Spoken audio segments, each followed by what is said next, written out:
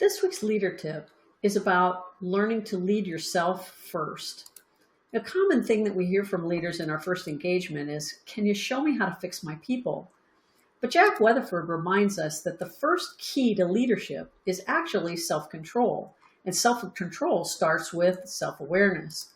So a healthier approach is to understand that leading others effectively begins with leading myself effectively first.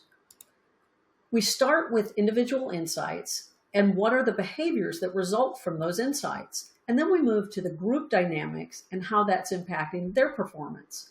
But self-awareness doesn't come naturally to most of us. It can be quite difficult. Learning to hold up a mirror to yourself and be brutally honest about what you see is difficult. But leaders who fail to regularly and intentionally engage in learning to understand themselves better also struggle to bring out the best in themselves and their teams. So how do we avoid those pitfalls? Through self-awareness.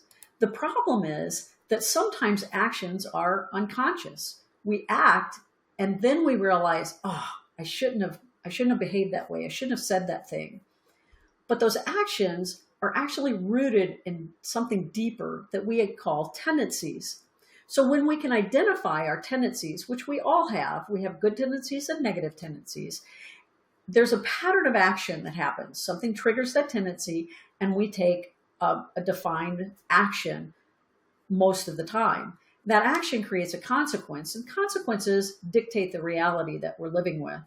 So when we can identify those tendencies ahead of time, and we know that when somebody critiques me, I have a tendency to take it personally.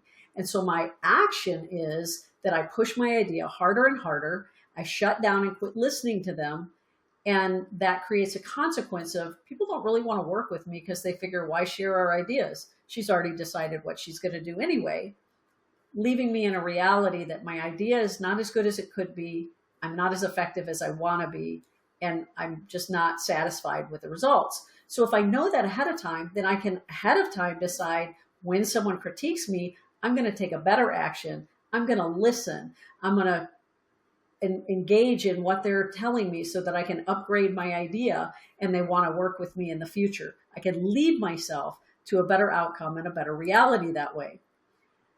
Self-awareness is what gives us self-control. When I have that, I can lead myself well, and that leads me to being able to lead others well because I've also become aware of their tendencies and what is inhibiting their leadership and their performance as well.